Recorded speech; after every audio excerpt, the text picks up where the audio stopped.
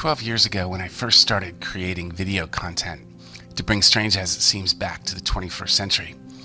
There were 3 episodes I made that performed by far the best, and they were all on coincidences. One was titled The Cannibal Coincidence, which featured Edgar Allan Poe. That collected 12,000 views. There was the Titanic Coincidence episode, and that collected 14,000 views. And then there was the video on the strangest coincidence ever recorded in history, which collected 475,000. What is it about coincidences that grabs us? Well, grab a chair and let's find out. In this episode, as we search for the 4 freakiest coincidences from the 1930s and 40s, taken from the Strange as It Seems archives. And with so much information in this file on coincidences, let's break it into 4 videos. The first one will be coincidences about names. The second will be coincidences about numbers. The third will be coincidences about timing.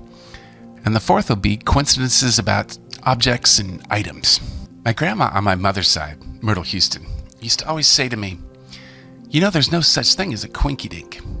And what she meant by that was not the cynical way of thinking of it, like coincidences don't mean anything, but rather that coincidences are really a representation of the divine, a revealing of God's plan.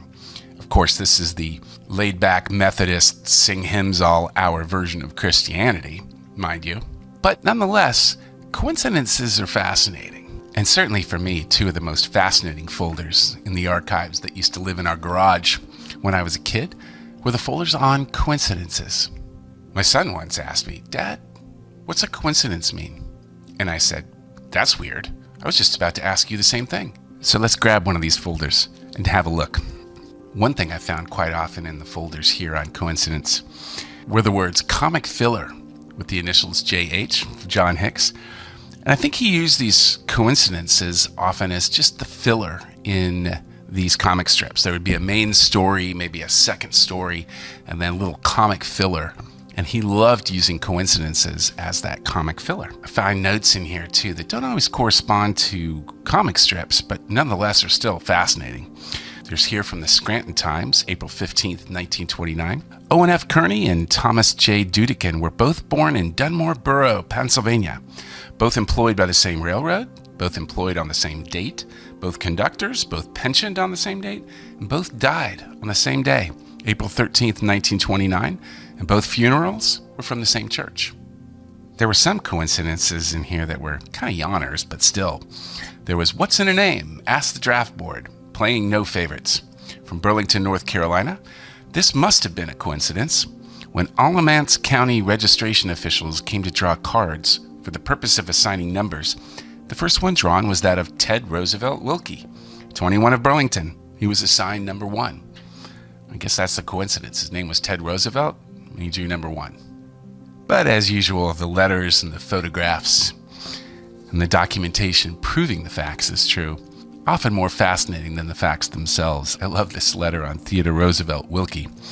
"Dear Mr. Hicks, Mayor Earl B. Horner of Burlington asked me to look into a request you sent him for a picture of our Ted, Roosevelt Wilkie, whose serial number in the recent draft was number 1. The enclosed picture is the only thing I could get. Mr. Wilkie would not agree to have another one taken. It's a little bit dim, but will probably answer the purpose. In case you do not have the background on Wilkie, here is a little about him. He looks sorta smooth." Then she goes on to say pretty much everything you'd ever want to know about Theodore Roosevelt Wilkie, and finishes with, "Hope this fixes you up. I do a bit of feature writing, and at any time can be of service. Let me know." I often found people asking for work in these letters, and it might have been that people just paid more attention back then to things like, all 5 employees of the Stokes Grocery in Andalusia, Alabama, are left-handed. This, seeming very strange to us, we thought would be acceptable to go in the Strange as It Seems. There are 4 workers in Stokes Grocery, and all of them are left-handed. Our part-time worker is left-handed. There is no blood kin between any of them. The telephone is also left-handed. Didn't know there were such things as left-handed telephones. Or this collection of 5 people who found themselves in a coincidence back in 1918 when the Jones Cafe was operating in Boonville, Arkansas. 4 men found themselves eating at the same table, seated next to each other. Discovered that their names were White, Black, Gray, and Green. And the waitress's name? Brown. Of course, it would have been much of a coincidence if it was the Reservoir Dogs. Here are your names. Mr. Brown, Mr. White, Mr. Blonde, Mr. Blue, Mr. Orange, Mr. Pink. Why am I Mr. Pink? And there were these three men sitting together on the porch of the Hotel Tamworth of Tamworth, New Hampshire, having a casual conversation. Conversations do not have to be preceded by formal introductions on the Tamworth porch. They looked up as one when a voice answered, "Mr. Huntress wanted on the phone," whereupon all three proceeded to the telephone booth and failed to squeeze in. They were in no way related, but they were Fred Huntress of Lynn, Massachusetts, Fred Huntress of Freedom, New Hampshire, and Fred Huntress of Tamworth, on the same little porch at the same little town in New Hampshire at the same time. Which is really what a coincidence is, right? Coincidence, things happening randomly at the same time. I found this letter in the beginning of the folder too, which was a coincidence that happened because of Strange As It Seems. Dear Mr. Hix, I've been rather dilatory in thanking you for the considerate way in which you handled my picture and name in your cartoon for December 3rd. It was not at all painful. There's a little mystery, because I haven't been able to find this comic strip yet from December 3rd. But the letter goes on. The publication had a very interesting result. It has brought me in touch with an old lady to whom I went to school 56 years ago. We each supposed the other was long since passed away. And to make it more interesting, she's been living within 2 blocks of me.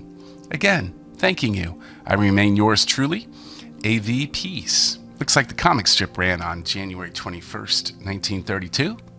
I still have yet to find it. You know, when someone says to me, I don't believe in coincidences, I always say, oh my God, me either. And this letter from Richard Adams, dated April 8th, 1932, who found himself on July 8th, 1929, traveling to Carson City to be married. And upon arrival at the courthouse in that city, met another couple who they'd never seen before, who had also come from the same state for the same purpose. The man was tall and slender as I myself am. The girl was of medium size and was the possessor of auburn hair. This was also a good description of my wife-to-be. To cap the entire situation off, I found that the gentleman's name was also Richard Adams, which name is also mine. We witnessed their ceremony, after which they witnessed ours. We all have the same name upon our departure from the courthouse. We have not seen or heard from them since. There's Mr. A. Lincoln, who won the prize for an essay on Abraham Lincoln in a contest in which 300 competed. And then a whole stream of these coincidences of people banging into each other with the same name. There's S.P. Shaw, who met A.T. Shaw, neither related. Both came from Iowa. Both now live in Fargo, North Dakota. Both drive the same make of car. Both have a son named Lowell. Both have a daughter named Mary. And both are pastors. And they likely would have never known the other existed if it wasn't that they found themselves together in an automobile accident. And there's the Harry Kins. Here's a snapshot of all 4 of them. There were 2 Harry Kins who had no idea the other existed until they met. Neither are related, and both found out that they had named their sons Harry Kin. Their sons both attended Colgate, and both had joined the same fraternity. And there's the 2 John Baxters, who, again, didn't know each other existed. Both cut their left hands chopping wood, went to the same hospital, got 3 stitches each on the left hand on the same day at the same time. Here's a letter from Rutherfordton, North Carolina. Boy, that's fun to say, isn't it? Rutherfordton. I love this letter, too, because the I key on the typewriter is broken. I enclosed 3 photos and a short story that actually took place this week here. 3 young ladies, all the same name, Christian, entered the Rutherford Hospital, Rutherfordton, North Carolina, on the same day for the same operation, appendicitis, and neither knew about the other, needing an operation until after they arrived at the hospital. All live on the same street in the same town, Avondale, North Carolina, and are members of the same Baptist church. All 3 are doing well in the hospital and will likely return home the same day. They are Grace Hamrick, Grace Wilson, and Grace Cantrell. And John Hix featured them on Monday, January 29th, 1934. Grace Hamrick, Grace Wilson, and Grace Cantrell, the 3 Graces. And another letter from George Thompson corroborating the fact. Hospital authorities say this is the most unusual coincidence ever known in the history of the hospital. You know, I ran over 2 miles yesterday. What a coincidence. Both the unfortunate guys had the same name.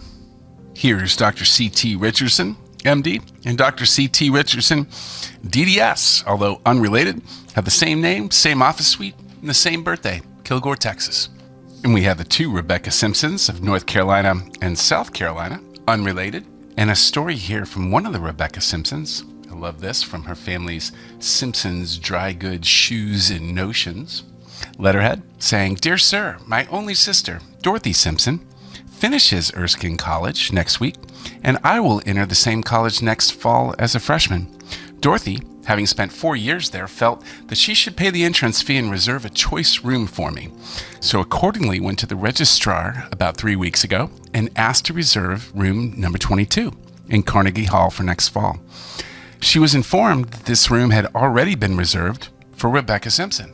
Dorothy asked the registrar to recheck her records to see if there was not a mistake, for she was positive I had not reserved the room.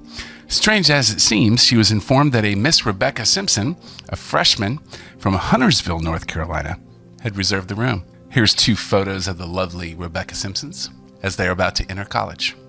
And this name coincidence, submitted by Kathleen White, the deputy clerk at Ashland, Kentucky, from the Marriage License Bureau. Here's a picture of Kathleen on the back of a postcard. And she issued a marriage certificate. And here we have a rectograph photocopy of said marriage certificate that was issued to Lewis White and Mabel White, whose parents are fathers Cecil White and John White, and whose mothers with their maiden names were Dora White and Hattie White. That's a 7-fold coincidence. And Stephen Varga, 55 and 53 years old, both of Catalpa Street, who died within 48 hours of each other at the same hospital. And this coincidence, which showed up in the strange column of the Chicago Tribune, 2 men with the same name, Stephen Varga, and the same age, 53, died in the Epworth Hospital. Each left a son, Stephen Jr., and a daughter, Elizabeth. The men were no relation. And the corroborating letter from the Epworth Hospital. And here's another one. Lawrence Winchell, Greenville, Ohio, and Lawrence Winchell of Vineland, New Jersey. They're not related, yet both are the same age.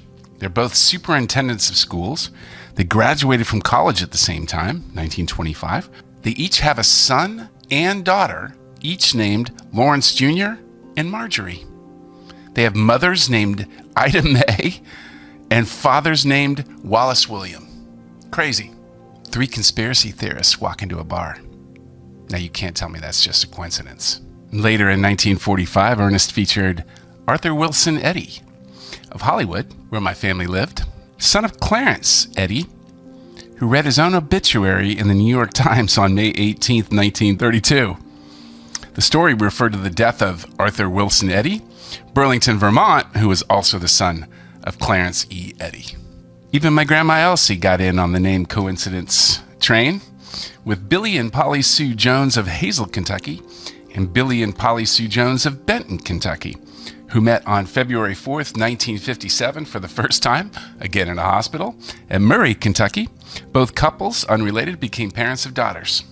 Another comic filler for John Hix, we have A. Fisher, who lived at 2222 Jefferson Street, and an A. Fisher that lived at 2222 Frederick Avenue. As we can see, this one was discovered in the phone book, back when we used to have phone books. Turns out both names were spelled alike, both house numbers were the same, and both were Germans and printers, and both completely unrelated. And that was one of the last ones in the named coincidence section. And here, just a week after John had died of myocarditis and his brother Ernest, my grandfather carried the comic strip on without missing a beat. We have Private Buddy Hyde, who played the piano in comedian Bud Abbott's nightclub. Entered service, he was sent to Costello, California for maneuvers, then assigned back to Camp Abbott, Oregon. Well, that wraps up the first video on coincidences having to do with names. Next, we'll look at coincidences that have to do with numbers. Please click the bell to subscribe, like, follow, comment, and we'll see you next time here at Strange As It Seems.